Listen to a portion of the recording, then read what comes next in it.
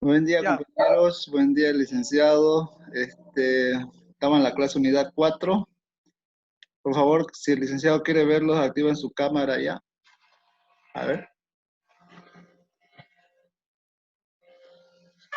ahí están los valientes. Ya pues, todo suyo, lice. vamos, Puede empezar. empiezo. Sí, sí, puede empezar. Bueno, buen día, señores universitarios. Eh, Hoy por la mañana vamos a eh, exponerles, vamos a darles una visión eh, global de la unidad 4 que corresponde a la prueba que vamos a rendir dentro de 2 días, que es el prueba número 4 también. A ver, para empezar, quiero ubicarles un poquito en el espacio y en el tiempo. Si ustedes recuerdan, en algún momento en las fichas yo les he puesto en algún lugar que ustedes aprendan a manejarme y a ubicarse en el tiempo y en el espacio. Es por esta razón que yo les indiqué que me averiguaran la gran división que hay de la historia universal, que se divide en edad antigua, edad media, edad moderna y edad contemporánea. Esta gran división que hace la historia universal es importante para que podamos de esta manera nosotros saber en qué tiempo estamos y dónde han sido protagonizados estas ideas de carácter filosófico. Entonces, por esa razón, reitero insistentemente de que no se olviden esto. Todo lo que se refiere a la edad antigua, muy poco hemos comentado, pero a lo largo de las explicaciones aparecen y yo siempre subrayo, me detengo. La filosofía de la Edad Media tampoco hemos programado como algo trascendental y detenernos allá.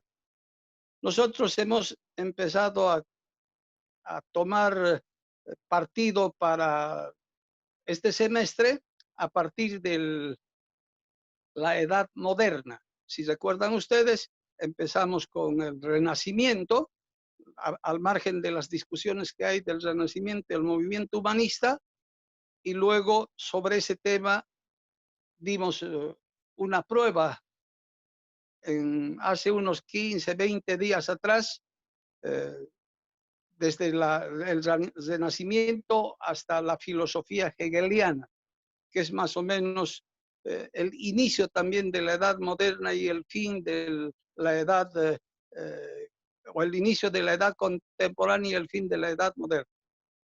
Hoy vamos a ingresar casi con otro contemporáneo de Hegel, que viene a ser, en este caso, Carlos Marx. O vamos a empezar con el marxismo, vamos a continuar con el vitalismo, con el historicismo, con el axiologismo, con el intuicionismo, con el eh, fenomenologismo o fenomenología. Hasta ahí tendríamos dos. Todos estos personajes o estos ismos que les acabo de señalar, que son casi como, en realidad son 3, 4 movimientos, 4 sistemas filosóficos que aparecen al mismo tiempo en el escenario europeo y pues disputan un poco la hegemonía. Entre ellos, precisamente, la fenomenología es que se lleva una buena parte del público y también el vitalismo. Entonces tendríamos hasta acá, como les digo, el marxismo vamos a comentar, el vitalismo con Federico Nietzsche, que va encasillado en esto mismo, el intuicionismo de Bergson, luego la gran contribución que hace Guillermo Tiltai con el historicismo y, por último, la fenomenología de Husserl. Entonces, hasta ahí tenemos casi 5 representantes o 6 representantes. Esto es lo que quiero que vayan tomando en cuenta con calma, para que no se vayan haciendo un embrollo. Después de esto, seguramente aparece el existencialismo, y el existencialismo en sus dos grandes corrientes o vertientes, el existencialismo ateo y el existencialismo teísta.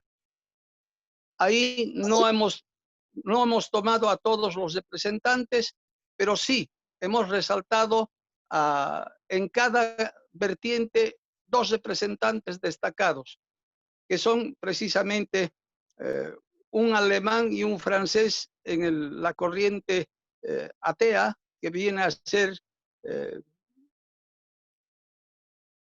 Heidegger, Martin Heidegger, de la postura atea alemán, y Juan Pablo Sartre o Jean Paul Sartre de la corriente atea francesa. A la par de ellos aparecen en la corriente teísta otros 2, Gabriel Marcel, de la corriente teísta francesa, y el otro vendría a ser Albert Camus. No, Albert Camus también no hemos tomado, parece, Albert Camus dentro de esa filosofía. Sin embargo, el otro del que estamos comentando vendría a ser el existencialista Gabriel Marcel. ¿Y a quién más hemos tomado? Exactamente, parece que hemos tomado a otro, es al pensamiento sartreano. Bueno, esto en cuanto al existencialismo. Yo voy a entrar de nuevo después a detallarles algunos aspectos. Hasta este momento, repito, hemos hablado o hemos señalado el marxismo, hemos señalado esa corriente diversa que aparece con el vitalismo, historicismo, intuicionismo, fenomenología, y luego casi inmediatamente en la Segunda Guerra Mundial, ya tiene sus raíces en la primera, aparece el existencialismo con esas 2 grandes vertientes. Luego parece que se detiene Europa con el impacto de las guerras, y hay pocas corrientes que a partir de ahí se hayan producido como corrientes nuevas. Quizás una, pero el resto son reprises, es decir, repeticiones, pero con grandes avances, con grandes contribuciones. Existencialismo, e inmediatamente podemos hablar del estructuralismo. El estructuralismo también otra gran corriente que hegemoniza en su momento en Europa. Sus representantes son diversos en distintas áreas. El caso, por ejemplo, en antropología, etnografía, etnología, a Claude o Claudio Levi-Strauss. Luego tendríamos en el terreno de la lingüística a Fernando Ferdinand Saussure o Saussure. Luego tendríamos a Michel Foucault, un francés, en el terreno de la epistemología. Después, en el terreno de la psicología, a Erich Fromm. Todos estos representantes forman un núcleo, pero con una mirada diferente desde distintos ángulos por las especialidades que tienen, y dominan el movimiento estructuralista.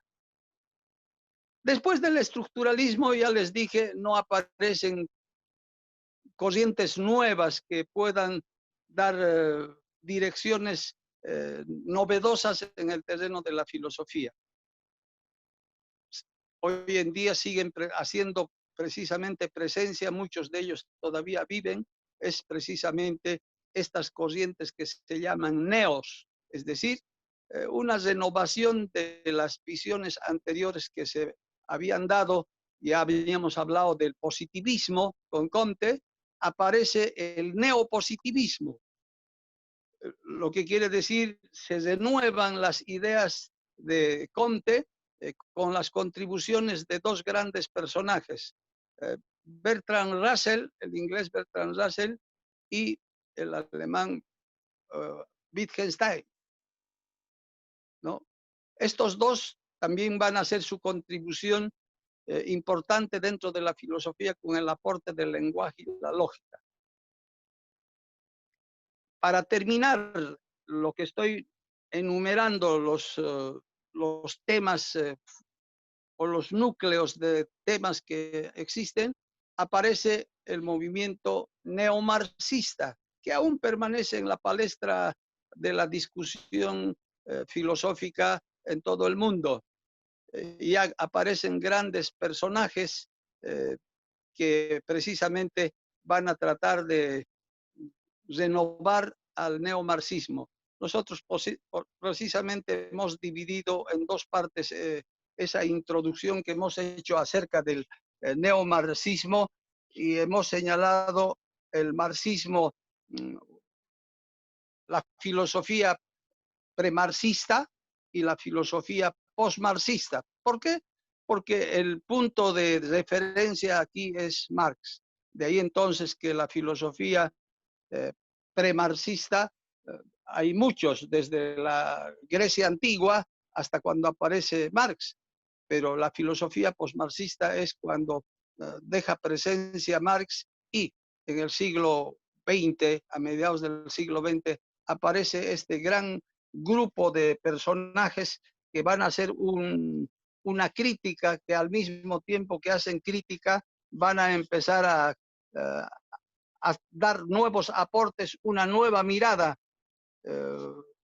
del marxismo en el escenario europeo. La mayoría casi son de franceses. Es el caso, vuelvo a recalcarles, de Foucault, Michel Foucault, que cualquier cantidad de libros hoy en día tenemos en la venta, que precisamente nos puede ilustrar de sobremanera.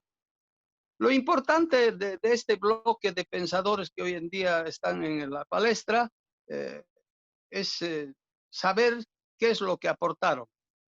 Ahí es donde termina nuestra misión de la programación que hemos hecho. Entonces, todo eso es. Repito, para que vaya quedando claro. Las corrientes que aparecen es el marxismo, acabamos de nombrar el neomarxismo casi al final, el marxismo, en el fines del siglo XIX. Luego aparecen ese gran movimiento de vitalismo, historicismo, intuicionismo, fenomenologismo, ya en los años 900 terminar y en el año 800 y 900. Ahí es donde hay esta inflexión y esta eclosión de pensadores. Después de ese gran movimiento aparece casi durante la Primera Guerra Mundial, empieza a dar su germinación, su maceración, y en la Segunda Guerra Mundial aparece el existencialismo. Después del existencialismo aparece el gran movimiento llamado estructuralista. Ahí parece que se hubiera terminado la filosofía, no, se detiene. Y aparecen una cantidad de neos, no solamente los dos que hemos nombrado, hay neocantismo, hay neotomismo, hay neohegelianismo. Nosotros hemos nombrado apenas a dos. ¿Por qué? Porque tampoco el tiempo nos da. El neopositivismo y el neomarxismo. O sea, ustedes, de acuerdo a su ficha que les he ido haciendo, he sacado, parece, de a 6 preguntas de cada corriente. Por eso que tienen, parece, 30, 28 preguntas. Entonces van a fijar bien y si tienen, vayan fijándose para que vayan captando lo que vamos a decir. Ahora entramos un poquito a hacer detalle de las partes que ustedes deben considerar al estudiar de cada uno de estos ismos. Según el marxismo, en memoria y en honor a su fundador de la filosofía materialismo dialéctico de don Carlos Marx, precisamente se le llama también marxismo. Otros prefieren llamarlo materialismo dialéctico. Materialismo dialéctico o marxismo tienen mucho en común, porque hay otro materialismo anterior al marxismo, que es lo que hace rato les dijo, el antes de Marx o el premarxismo, ¿no? Que parte desde Heráclito, de la Grecia antigua, desde Demócrito, etcétera, etcétera. Pero no entraremos mucho a este aspecto porque el tiempo nos va a detener y vamos a perder tiempo. Entonces, fíjense, inmediatamente entramos a Marx. Marx es nuestro punto de referencia. Antes de él, hay un materialismo, sí, pero no es dialéctico, es un materialismo mecanicista. Esto es para que aprendan a diferenciar. Es un materialismo, el común denominador entre Marx, el neomarxismo y los premarxistas es el materialismo, es decir, su postura filosófica, su concepción filosófica, su propuesta filosófica tiene bases materiales. Entonces, Marx empieza a diseñar, si quieren, su filosofía en base a tres grandes realidades. No voy a entrar mucho a su biografía, etcétera, porque es mucho lo que y no vamos a poder avanzar. Lo que hay que considerar de Marx dentro de toda su filosofía, cómo inicia su pensamiento y qué es lo que más preocupa. Le preocupa a él la Europa que vive en ese momento, la vida del trabajador, la vida europea de la explotación capitalista, y por esa razón se interesa por analizar, estudiar, compenetrarse con la economía inglesa, porque monitoreaba Inglaterra desde ahí todo lo que es el movimiento capitalista. La gran revolución industrial, etcétera, el movimiento capitalista. Son los pilares de su filosofía. Pero con eso no se conforma él, sino que también le interesa la forma de convivir que tienen los franceses y por ahí se interesa por la sociología francesa, sus instituciones, la interacción que hay entre el hombre y las empresas, etcétera. Y al interesarse también se ocupa de estudiar la sociología francesa. Y por último, como alemán que era, le preocupa las ideas de Hegel, que es su contemporáneo por eso, de Jorge Federico Guillermo Hegel. Acepta de él su método llamado dialéctica, el método dialéctico, pero le critica. Y al criticar, precisamente, en parte adopta esa filosofía hegeliana, especialmente en la parte del método. Por eso que se llama su filosofía materialismo dialéctico, con esa gran observación que hace a Hegel, que su dialéctica introduce como una nueva forma de interpretar el mundo en un permanente cambio, el mundo en una permanente transformación. Esto le parece fantástico a Carlos Marx, lo toma, pero dice, señor Hegel, usted ha cometido un error, ha partido del punto de la llegada y lo único que hay que hacer en su método es darle un giro de 180 grados. Hay que partir de los pies para llegar a la cabeza. Entonces, de esta manera el materialismo dialéctico o el materialismo filosófico llamado dialéctico tiene varios nombres. También lo llaman materialismo científico, no el materialismo filosófico científico, porque el anterior, el mecanicista, no tiene todas estas ingredientes que Marx va a contribuir al materialismo. De ahí entonces el materialismo marxista o el materialismo dialéctico, como tal, hay que dividirlo en dos grandes, en el texto yo he puesto tres grandes áreas, pero para que ustedes capten mejor me voy a ocupar de las dos. El materialismo dialéctico se divide en dos grandes áreas. El materialismo dialéctico en sí, tal cual es, y el materialismo histórico. ¿Qué significa estos dos? Marxismo, si quieren para entender mejor, ponemos como punto de partida marxismo. ¿En cuántas partes se divide el marxismo? Materialismo dialéctico y materialismo histórico. Ahora, si parten con el nombre de materialismo dialéctico, entonces, ¿en cuántas partes se divide? En materialismo dialéctico en sí, tal cual es, y materialismo histórico, dos partes. Lo anterior a ellos son los mecanicistas o el premarxismo, y los posteriores que hemos señalado hace rato, los posmarxistas o los neo. Bueno, entonces, ¿de qué se ocupa el materialismo dialéctico en sí?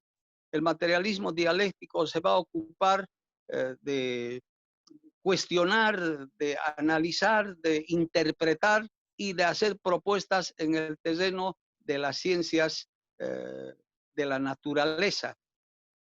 Esto, si hubiésemos llevado ya con ustedes epistemología, ya se ubicaría. Las ciencias se dividen de muchas maneras. La que más utilizo yo es un esquema muy sencillo, si no me equivoco, de una autora argentina, Avilés, si no me equivoco, y también lo utiliza Bunge. La ciencia se puede dividir de esta manera: en ciencias formales, que es un área donde estas ciencias no existen, pero el hombre por necesidad ha construido.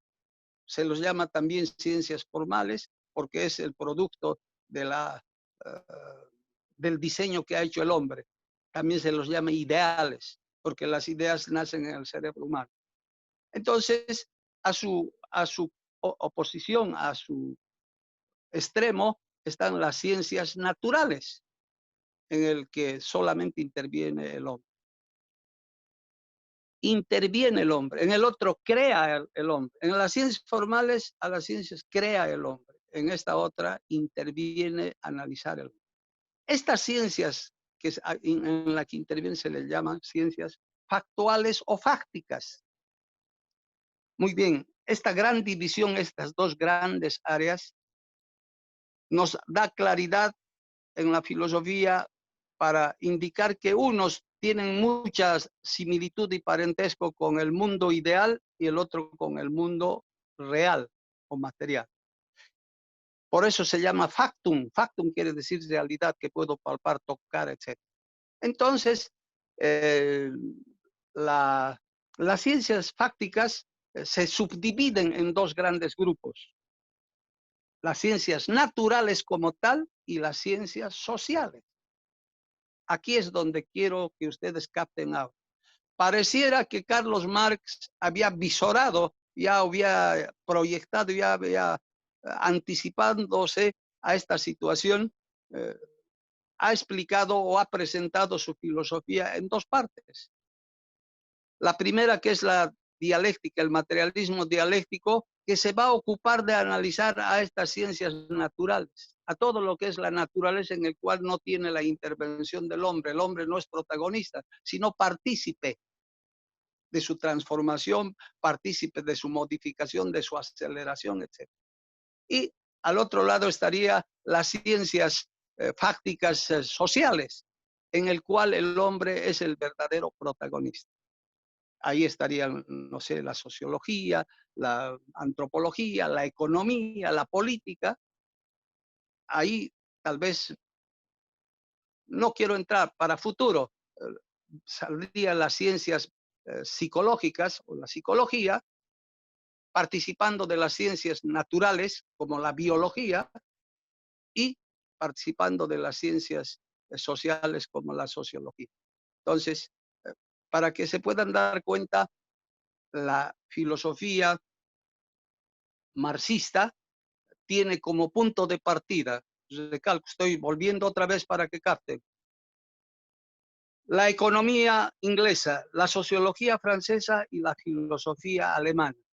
Todo esto es una combinación de tal manera que surge con el rubro, con el sello de marxismo, porque Marx es el creador de esta propuesta. Y su filosofía se ha de dividir en dos grandes áreas que viene a ser, por una parte, el materialismo dialéctico, que se va a ocupar de analizar, de estudiar, va eh, a hacer propuestas, va a intentar incluso cómo se puede mejorar, etcétera, a través del método dialéctico hegeliano, es en ese terreno del marxismo. Es el caso, por ejemplo, cuando hablamos de las grandes leyes de la dialéctica, la ley de la unidad y la lucha de contrarios, la ley de los cambios cuantitativos y cualitativos y la ley de la doble negación. Este instrumento, esta herramienta importante, este método que va a utilizar, tienen mucha similitud con el de Hegel, su tesis, antítesis y síntesis, pero no se queda simplemente en la idea pura especulativa, sino que lo aplica a la realidad viviente tangible. No solamente se queda en el terreno de los objetos ideales, sino que más al contrario hace que dependan esos objetos ideales de los objetos reales y ha de anclar, ha de posesionarse en el contorno existencial del hombre, la naturaleza. Por eso se ocupa de la naturaleza en su totalidad. Ahí está la física, la química, la biología. Sin embargo, con eso no estaría concluido su filosofía. Lo reserva una buena parte para el análisis de la parte de las ciencias sociales. Por eso que lo llama a esa parte materialismo histórico. Y ese materialismo histórico se va a ocupar de analizar los problemas políticos, los problemas sociales, los problemas económicos, todos estos elementos que hacen el vivir del hombre en su quehacer diario. Si yo tengo problemas de pago de una factura de luz, de agua, y no tengo con qué hacerlo, por decirle en estas crisis que no estoy generando ingresos, ¿qué tiene que ver? Análisis de carácter económico. Eso a veces trae consigo problemas de carácter político, como lo es, y el carácter político a veces trae problemas de carácter social. Entonces, todo esto él va a analizar la relación del trabajador con el dueño, cómo el trabajador que aporta en generar la economía, dinamizar la economía, y no puede a veces hacer uso de lo mismo que produce. Trabaja en una fábrica de calzados, pero no puede ponerse calzados. Imagínense, eso por ejemplo, a él lo llama enajenación. A veces también el empresario cuando propone el trabajo no le paga por las horas que trabaja por demás el trabajador, sino que lo retiene como parte de su ganancia, habla de la plusvalía. Bueno, todos estos análisis de carácter sociopolítico, económico, están dentro de esa parte que se llama materialismo histórico. Para terminar, no he querido mezclar, por eso no voy a entrar mucho más en detalle acá. Cuando se habla de Marx, en ningún momento debemos dejar de nombrar nosotros a su amigo entrañable, don Federico Engels, no Hegel, Engels, otro alemán. Cuando hablamos de Engels, imposible que no esté Marx presente. Y cuando hablamos de Marx, es imposible que todo de lo que haya hecho o dicho Marx no esté presente Engels. Es una dupla, es igual que un quinto que tiene las dos caras. La una nomás no interesa, porque si yo veo solamente el sello de Bolivia y no veo atrás, no sé si es 10 centavos, 20 centavos, 50 centavos, no sé, o un peso. Entonces, por eso ese dúo tuvieron mucho que hacer en toda la producción filosófica que hicieron en economía, sociología, etc. Especialmente don Federico Engels le dedicó mucho al aspecto de las ciencias naturales, e incluso tiene una filosofía de la naturaleza. Y don Carlos Marx más a la parte social. Por eso es una dupla. No se puede dejar de mencionar a ninguno. Esto para ir terminando. No quiero hacer mucho más. Hay anécdotas innumerables para seguir contando, pero la mañana no nos da. Esto sería todo lo que fuera al marxismo o al materialismo dialéctico. Ahora vamos a entrar a esa eclosión de filosofías que aparecieron al terminar el siglo XIX y al iniciarse el siglo XX, los años 900. Me estoy refiriendo al historicismo, al vitalismo, al fenomenologismo, que aparecieron casi al mismo tiempo, tratando de, si vale el término, de hegemonizar el escenario filosófico en Europa. ¿Qué podemos decir del vitalismo? Van a fijarse que cuando hablamos de vitalismo parece que estuviéramos hablando de biología. Sí, estamos hablando en alguna manera de la biología, porque el vitalismo y la biología tienen una cercanía bastante estrecha. Sin embargo, no es por ese lado el que va a enfocar el vitalismo, especialmente uno de sus representantes más destacados y más controvertidos, cuestionados y hasta ahora a veces discutido, es don Federico Nietzsche. Entonces, este personaje se centra precisamente en la filosofía vitalista porque no le interesa la idea, no le interesa la materia como elementos básicos para la construcción de la filosofía. Lo que le interesa es precisamente la vida, pero la vida no como una realidad biológica simplemente, sino la vida como una realidad biográfica, ¿no? El hombre qué hace, para qué está y qué no debe hacer y cómo debe actuar. Entonces, su filosofía está girando alrededor de esos elementos. De ahí entonces que el vitalismo tiene también mucha relación hasta con la música, con el arte, tiene mucha relación con el evolucionismo, por eso tenía vínculos con Wagner, tenía vínculos de alguna manera con el pensamiento darwiniano, etcétera, etcétera, etcétera. Entonces, este personaje es el personaje que de alguna manera hizo una propuesta filosófica súper interesante para su tiempo y de esa manera muchas veces hasta la iglesia lo tuvo como hereje. Y ese pensamiento de Nietzsche empieza precisamente, y por eso se llama vitalismo, con el principio vital. Frente a esa categoría fundamental que es la vida como biografía y al mismo tiempo como existencia, lo que más le interesa es el hombre. Por eso que su filosofía es evolucionista, es antropologista o antropológica, es vitalista, es existencialista. ¿Por qué? Porque son varias cosas. Pero lo importante para reconocerlo a él, lo catalogan como un filósofo irracionalista. ¿Por qué? Porque no le da la importancia que debía, o que le dieron, o que le dan, o que le deberían dar, o que le daban los filósofos en su tiempo y que él debería darle. Él, en cierta manera, se opone a los análisis racionales y más se guía por la intuición, por el instinto, ¿no?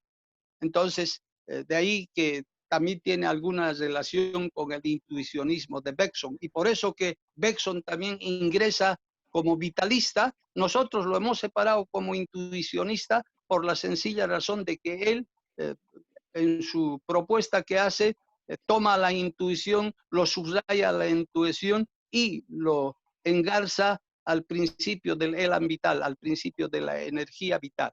Dice, Entonces, dice, sí, sí, sí. volvemos en 5 minutos, te va a cortar. ¿Ya? Yo prefiero avanzar un poquito más o no se puede. Es que se va a cortar, ¿no? Es que es 40 minutos.